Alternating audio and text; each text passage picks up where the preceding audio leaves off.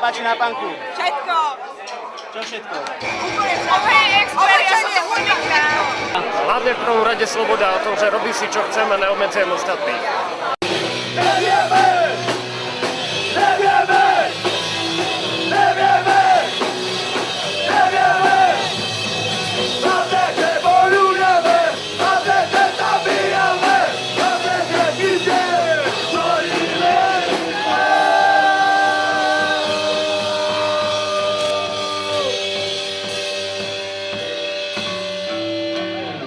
Čo ma zaujalo na prvých punkových kapelách na Slovensku? Tak jednoduchosť, ako na punku, nie? Proste.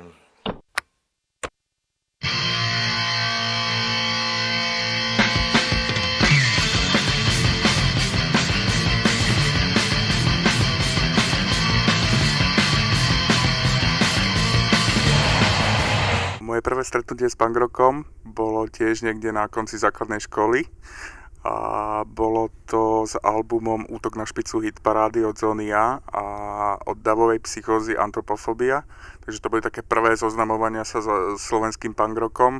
Tu sa nedá ináč odpovedať ako tými najväčšími legendami, ako je Davová psychóza, Zóna A, proste Slobodná Európa, keď bol prvý československý festival, čo sa dial v Prahe, proste ten Šanov, hej, Dožady, čo vyšla prvá Oj Rebeli a proste tie kapely boli prvé a tie sa prvé počúvali a tie zostanú vždycky človeku ako v srdci. To znamená, že naozaj tá prvá Davovka, prvá Potopa je pre mňa úplne stežejní, ako by som použil čechizmus, že bez toho by to nešlo ani. A doteraz si púšťam staré Zóny aj prvé Davovky a vždycky sa mi rozbúcha srdce a to isté je Slobodka prvá. To sú proste legendárne kultové albumy, na ktorých to celé stojí a padá.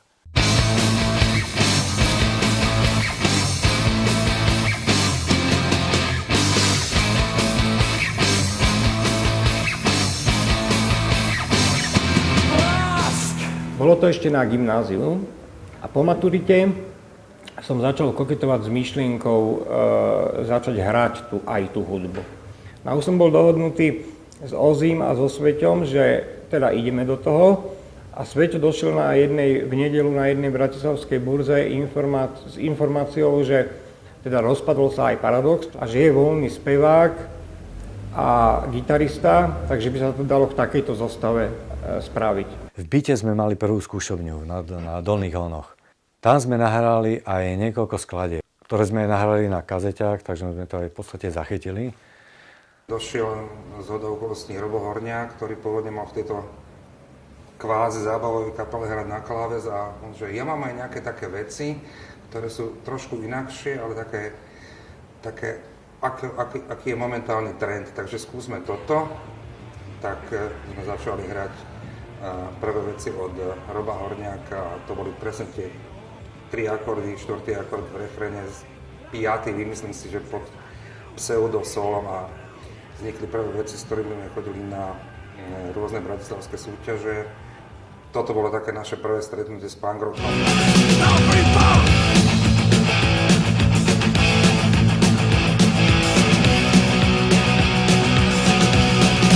A potom, že čo? Chýba nám spevák. A zase ten náš Martin Bubeník, nešťastný, navrhol, že tvoj brat vyzerá veľmi dobre, má dobrý imič. Šatka, áno. Že on by mohol aj spevať. A že dobre, prečo ne, jasné. Spýtali sme sa ho, jasné. Tak vznikla v podstate Davová psychóza kompletne.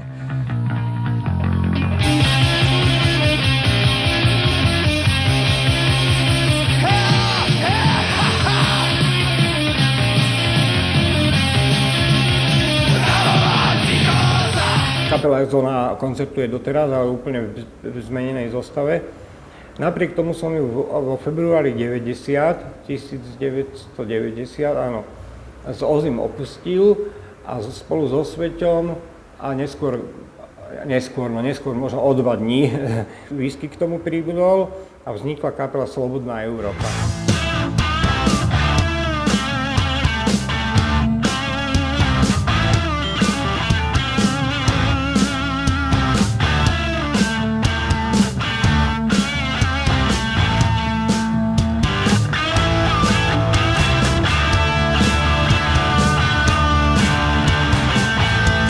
to fascinovalo kedysi dávno, ako si sa pýtal na tie začiatky obliekanie Čiro, keď som videl prvýkrát Čiro, som bol z toho hotový. Samozrejme do pár mesiacov, rokov som mal na hlave ja. A neviem, či dnes kvázi pôsobím ako pankáč, ale obliekam sa tak, ako sa mi páči. To, čo sa mi páči, si dám na seba a to pre mňa svojím spôsobom je ten punk. Nebudem sa nejak škatulkovať, toto je správne, tu byť správne, byť takto. Na čo mám chuť, to si dám na seba. Nebol problém, my sme si urobili sami. Sami sme si urobili trička, nohavice, so stavom, hovorím, Kanady, pekne Kanady, odstrihol si ešte 2 dierky a už si má rotený, ako, vieš, bez problému odvoj, ako si kúpil. No, teda ten punkový imič tam musel byť zreteľný, ale samozrejme, že vplyvom rokov a sa v podstate prejaví tá prapodstata punku, že na tej výzaži v podstate až tak nejak veľmi nezáleží. Neviem, či to je o tom, že sa mi to páči. Proste hodí sa to k tomu štýlu, je mi v tom príjemne a myslím si, že dobre, teda aspoň pre mňa, že sa trochu odliším od toho ostatku vonku. Keď som aj išiel a mal som postavené Čiro obrovské a zafarbené, tak nové babky hádzali kríže, že je a kohúty, Ježišmária, čo moja matka trpela kvôli tomu, lebo samozrejme každý každého pozná. Oblečenie, kozaky popásy, rotenia na hlave, zafarbené vlasy, vybijané opasky a prázdne vrecká. Už sa ráno skončila rana malé decka. V 90. rokoch v Nemecku sme videli tie obchody s tými brutálnymi nohavicami a tričkami a sme kupovali samozrejme, boli sme radi, doma sme boli najväčší frajer, bo tu niekto také nemal. V minulosti to bolo určite, si myslím, ťažšie, čo sa týkalo zohnať si veci. Z Maďarska sme nakupovali veci, kazety z Poľska, hej, označík, človek si ho šanoval ako oko v hlave. My máme to Čiro na srdci, takže nám to stačí, hej, je 100-krát lepšie mať Čiro na srdci a venovať sa tomu, ja neviem, 10 rokov, ako keď niekto sa prezleče na chvíľku, na pár mesiacov alebo na 1 rok sa prezleče a robí z toho seba veľkého pankáča, potom zrazu skončí školu alebo niečo, prezlečie sa do obleku a už v živote už o punk nezakopne. Je to určite nejaký svojím spôsobom životný štýl a nepovedal by som, že možno je to ako obliekať sa ako pankáč. Je to tak obliekať sa svojsky. Pre niekoho je svojsky sa dať do obleku, pre niekoho je svojsky sa dať do koženej bundy a do rifly. Niekto sa cíti dobre v kravate, niekto v tričku. Tak ja by som to tak zhodnotil. V čom sa cítim dobre, to si dám na seba. A neriešim, čo si o mne druhý myslia. Nie je dôležité, ako vyzeráš, ale teda ako myslíš, ako sa správaš, ako komunikuješ a podobné veci.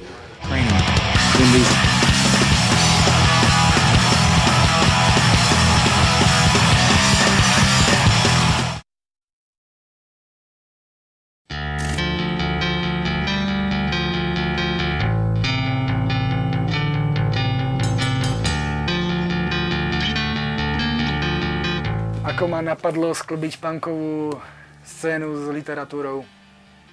Ono to ani ináč nešlo, lebo keď som písal Peklo, ten môj debut, Vydarado nevydarený, tak tam ten punk vo mne bol. To boli vždycky chlastačky po konci koncertov a ľudia to možno mne nevedeli, že ma brali ako organizátora, ale potom, že sa 2-3 dní kalilo, tak to som vedel len ja, tí ľudia, ktorých som stretal a svojím spôsobom som stále počúval tie náreky tých ľudí, tých punkáčov, tých rockerov, tých metalistov. Keď sme hrali s editorom, že sme chodili po koncertoch, tak vždycky som bol taká butľavá vrba, že tí ľudia mi to hovorili. Takže vo mne sa to len zbieralo a tak som to proste musel napísať. Tak a preto tá punková scéna, to vôbec nebol kalkul, pretože ja som vôbec nevedel, že z toho niekedy bude kniha. Proste to len bolo vo mne a musel to ísť vonku. Vzhľadom na to, že veľa našich pesničiek je čierny humor, práve o smrti, náš spevák bol hrobár, takže tam sa to jasne odzrkadľuje v tých textoch. A samozrejme, že bereme aj zo života, hej, takže bereme z politickej scény, z showbiznisu, veľmi nás zabáva aj naša cirkev, takže v podstate toto sú naše také ako inšpiračné kanály. V krematóriu tam majú pec a to vám je náramná vec. V tej peci pália mŕtvych ľudí, len za tak veľkého komína čmudí. V tej peci pália. V prvom rade je to nasratosť na to, čo konkrétne sa ide písať. To nejak musí dozrieť. To nie nepríde to samo. Jednoducho musí to byť hnev na to, čo bude predmetom toho textu. V tom je celý vôbec punk, že je to trošku iné vnímanie sveta, ako ho vníma, povedzme, ten bežný človek, žijúci proste svoj pravidelný, rutinný život. Jednoducho je to o tom, že o tej túžbe trošku sa vzoprieť tomu a nenehať to okolo seba tiec len tak, ako byť tak trošku aj strojcom toho, čo sa okolo neho deje. My z bežného života, okolie. Presne. To, čo zažívame každodenné problémy v danom období, v ktorom fungujeme, v tom veku, akom sme.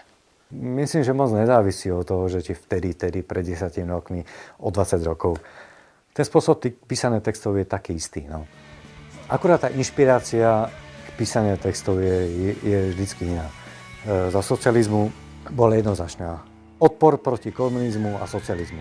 Všetko okolo toho sa viac menej odvíjalo. Inšpirácia je život. Život je inšpirácia. To, čo sa ti stane, máš nejaký pocit, niečo potrebuješ dať von. Vždy sa snažím o to, aby ľudia rozmýšľali. Aby len bohapusto nepríjmali to, čo im je poskytnuté nejakým systémom, zriadeným alebo čímkoľvek. Takisto nemusia súhlasiť ani s tým, čo im poviem ja. To je prirodzené, lebo tak každý človek má iný názor, iný náhľad na vec, že je to o nejakej diskusii. O tom, dajme tomu, aj tá filozofia a ten punk a toto všetko je. Že o nejakej vzájomnej diskusii, komunikácii, ale zároveň o tolerancii.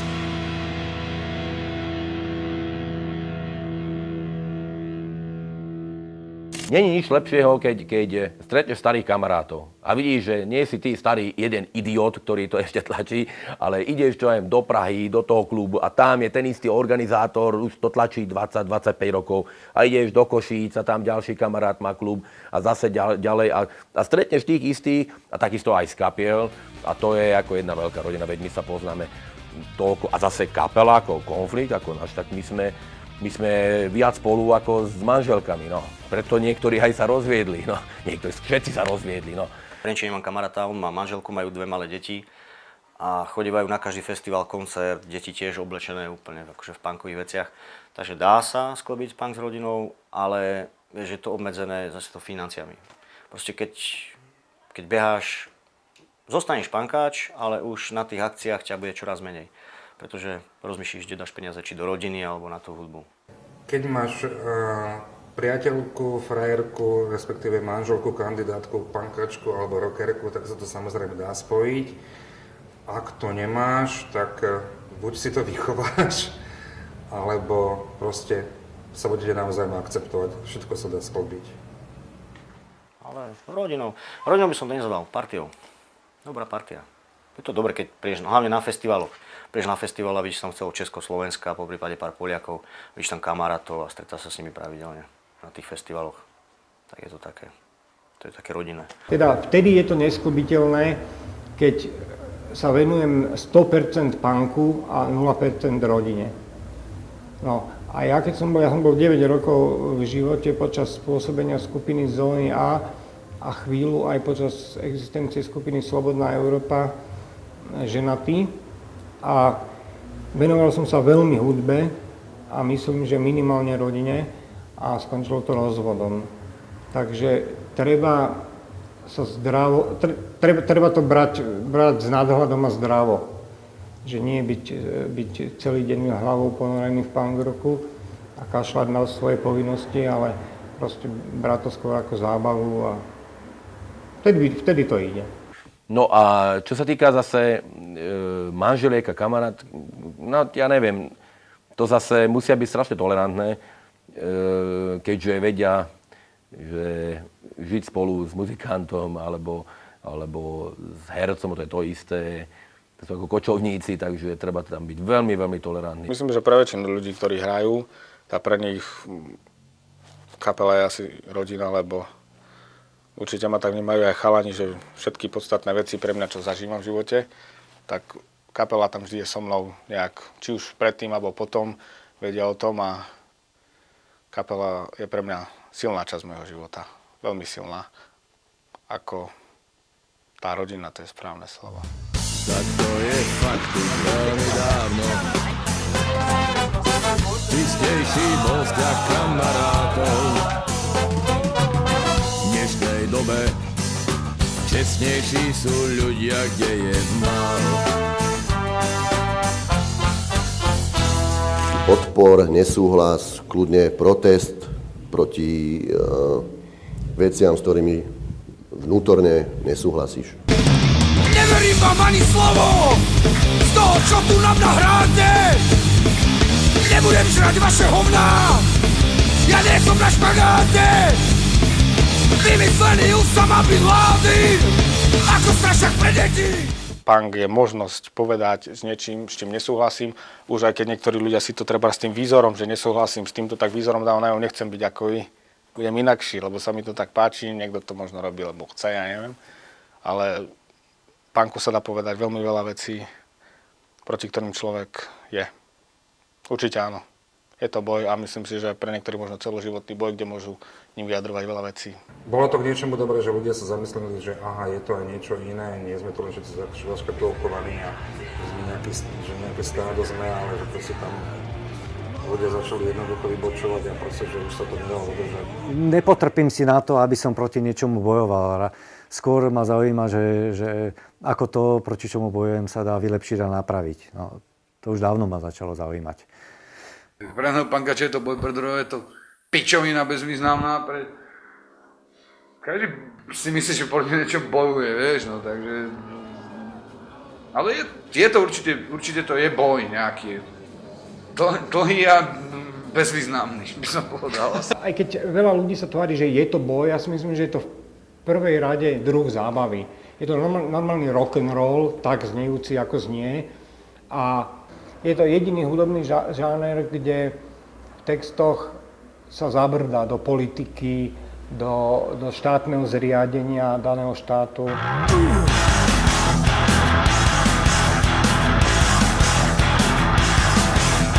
Punk bojuje proti všetkému. A vždy. A my sme ešte nestratili ideál. Áno.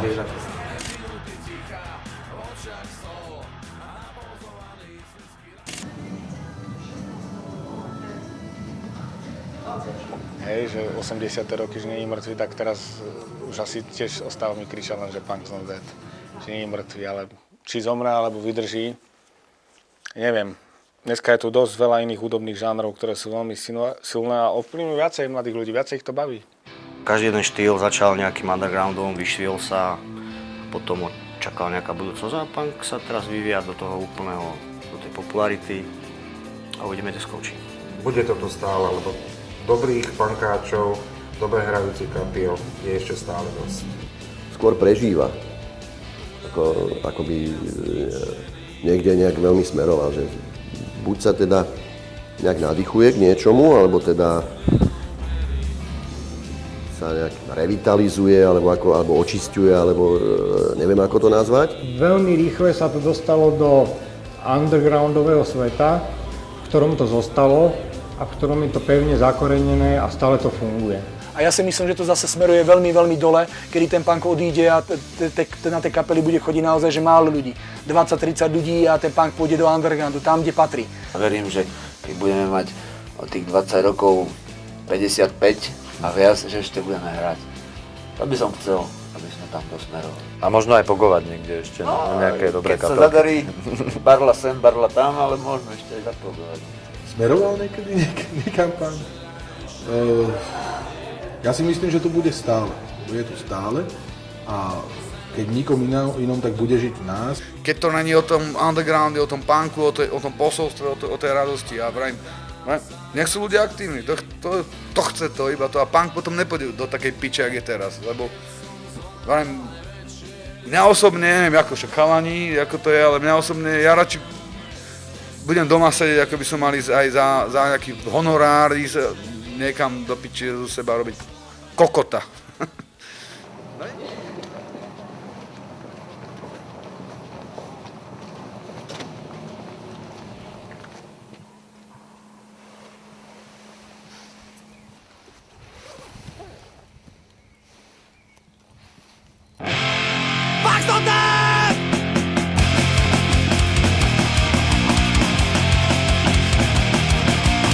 do veku pár cigariek nosíš boky vyholené. Ťažké boty pod kolena, až povrch má zaviazané. Objavuješ čaroví na tvoje zmysly odpojené. Stretávaš sa s ulicou, kde spoznávaš kamošov.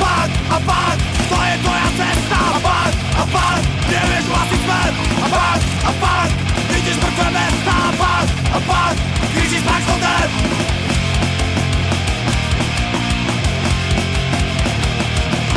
Vlastný názor vybral si, budeš o ňom presvedčený. Cítiš sa byť tak slobodný, nechceš byť už utláčaný. Chceš kričať som tu, chceš kričať, že existuje. A s punkovým názorom hlboko sa stotožňuje. Punk, to je tvoja cesta. Punk, neexistuje budúcnosť. Punk, ničíš vlastné okolie. Punk, tak povedz o čom to je.